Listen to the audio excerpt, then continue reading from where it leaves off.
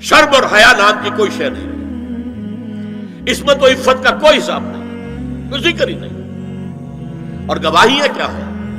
President Clinton نے کہا تھا 2 سال پہلے یا 3 سال پہلے، وہ جو ان کی اینول سپیچ ہوتی ہے، State of the Union address, اس نے کہا تھا ان قریب ہماری قوم کی اکثریت حرام زادوں پر مشتمل ہوگی۔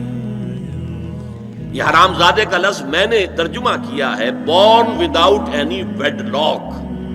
ایک تو ہوتا ہے ایک مرد اور عورت کی شادی ہوئی ہے، نکاح ہوا ہے، پھیرے پڑے، کچھ بھی ہوا ہے، لیکن اعلانیہ طور پر وہ اب شوہر اور بیوی کی حیثیت سے ہے، تو ان کی اولاد ہو رہی ہے، جائز اولاد ہے۔ ایک بغیر شادی کی اولاد ہو رہی ہے تو یہ حرامی ہے، حرام زادے ہے۔ انہوں نے کہا کہ ہماری قوم کی اکثریت حرام زادوں پر مشتمل ہوگی۔ ہومو سیکسولیٹی، لیسبینز، گیز، اور بالکل ڈکلیئر کرتے ہیں، پادری ڈکلیئر کرتا میں گے ہوں، سینیٹر ڈکلیئر کرتا میں گے ہوں، انہیں کوئی شرم ہی نہیں، اس کے اندر کوئی حجاب نہیں، اعتراف کرنے کے اندر کہیں بھی کسی طرح کی رکاوٹ نہیں، ہچکچاہٹ ہی نہیں۔ یہ جس کو کہا جائے گا پرمیسو ہیڈونزم، جنسی لذت ہر طریقے سے حاصل کی جا سکتی ہے۔ زنا بالرضا ہو تو کوئی جرم ہے ہی نہیں، ہاں زنا بالجبر ہو تو جرم ہے، بالرضا ہو کوئی جرم نہیں، جرم ہے ہی نہیں سرے سے۔ ساری اخلاقی اقدار کو اس طریقے سے انہوں نے ملیا میٹ کر دیا ہے۔ البتہ ابھی یہ تیسرا معاملہ کچھ عالم اسلام کی حد تک ابھی پورا ان کا پروگرام مکمل نہیں ہو سکا۔ ہمارے ہاں ابھی کچھ خاندانی نظام کی بنیادیں باقی ہیں، کچھ والدین کا ادب ہے، ان کی عزت ہے، ان کی خدمت کو انسان اپنے لیے سعادت سمجھتا ہے، بیوی اور شوہر کے درمیان محبت، الفت، باہمی اعتماد کی کچھ فضا ہے، خاندانی نظام ہے۔ اگرچہ تیزی سے بگڑ رہا ہے نظام ہمارا، اور ہمارا ایلیٹ طبقہ اوپر کا جو ہے وہ مغرب کے طرز پر جا چکا ہے، لیکن ہماری مڈل کلاسز میں، لوور کلاسز کے اندر ابھی کچھ اقدار ہیں شرم کی، حیا کی، عصمت کی، عفت کی۔ آپ پورا زوردار طریقے پر مہم چلا رہے ہیں کہ مسلمان ممالک سے بھی یہ ساری اقدار ختم کر دی جائے۔ چنانچہ نوٹ کیجئے، قرآن مجید میں 2 جگہ پر اللہ تعالیٰ نے اہل مکہ کو وارن کیا تھا۔ اولم یروا انا ناتی الارض ننقصها من اطرافها، کیا یہ قریش دیکھ نہیں رہے کہ ہم رفتہ رفتہ ان کی طرف بڑھ رہے ہیں، چاروں طرف سے ان کے گرد ہمارا گھیرا تنگ ہوتا جا رہا ہے، ان کے گرد جو قبائل آباد ہیں وہ ہمارے حلیف بنتے جا رہے ہیں۔ یہ سورہ رات کی آیت ہے، اور اسی طرح سورہ انبیاء میں ہے، افلا یرون انا ناتی الارض ننقصها من اطرافها۔ تو اسلام گھیرا تنگ کر رہا تھا رفتہ رفتہ کفار مکہ کے گرد۔ آج یہ برعکس ہے کہ یہ مغرب اور امریکہ کی عظیم قوت کو استعمال کرتے ہوئے، سول سپریم پاور آن ارتھ، آج یہ ہمارے گرد گھیرا تنگ کرتے چلے آ رہے ہیں کہ ہمارا معاشرتی نظام بھی تلپٹ ہو جائے، درہم برہم ہو جائے، ہماری اقدار بھی ختم ہو جائیں، ہمارے ہاں بھی عورت اور مرد بالکل برابر ہونے کے مدعی ہو کر میدان میں آ جائیں، عورت مرد بن جائے، مرد عورت بن جائے، مردوں کی شادیاں ہو جائیں کہ ایک مرد شوہر اور ایک مرد بیوی، اور رجسٹر ہو جائے شادی، لیسبینز کی شادیاں ہو جائیں کہ ایک عورت شوہر، ایک عورت بیوی، اور رجسٹر ہو جائے شادی۔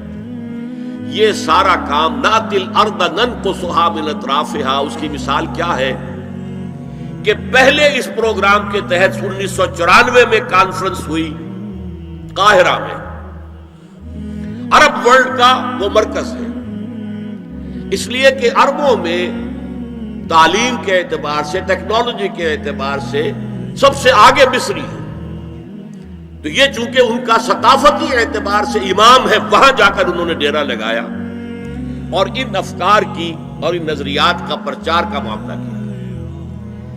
دوسری 1 سال کے بعد کانفرنس کر دی بیجنگ میں، تاکہ ادھر سے اور ایک اور طرف سے گھیرا ڈالا جائے اور عالم اسلام کا جو یہ حصہ ہے ایشیا کا، اس کے اوپر اثر انداز ہوا جائے۔ اور اس کے بعد بیجنگ +5 کانفرنس ہوئی ہے اور یہ ہوئی ہے United Nations Assembly, United Nations Organisation کی جنرل اسمبلی کے تحت، اور یہ ہوئی ہے جون سن 2000۔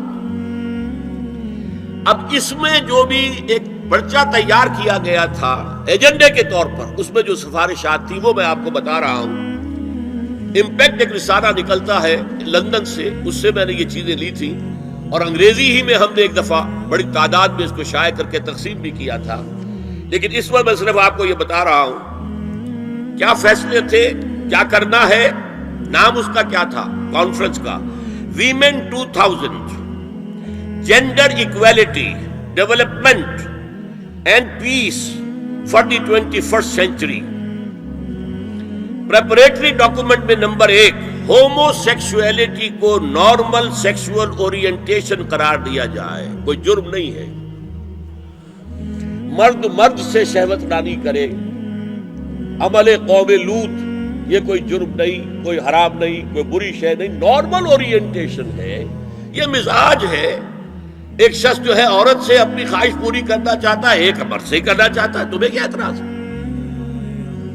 ہومو سیکسول میرجز کو تسلیم کیا جائے، جو اب تسلیم ہو رہا ہے۔ یورپ کی کئی ریاستوں میں رجسٹریشن شروع ہو چکی ہے، امریکہ کی، یورپ میں تو پہلے سے ہے، اسکینڈینیوین ملکوں میں پہلے سے موجود ہے۔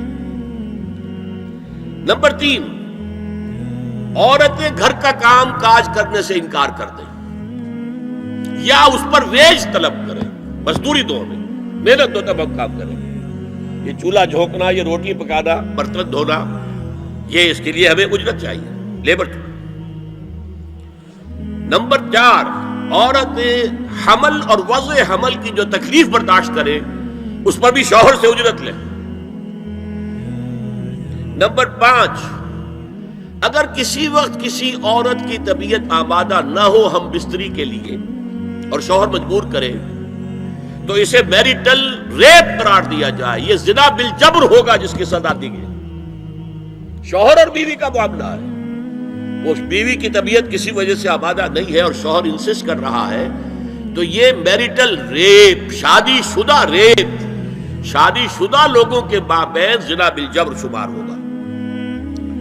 نمبر 6، پروسٹیٹیوشن کو ایک باعزت پیشہ مانا جائے اور ان کو پروسٹیٹیوٹس نہ کہا جائے بلکہ سیکس ورکرز، سیکسول ورکرز۔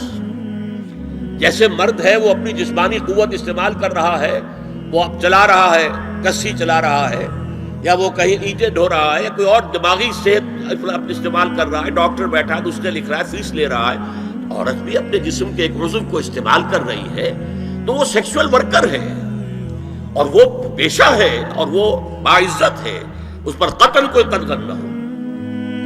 7، وراثت اور طلاق میں بالکل برابری، کوئی فرق نہیں۔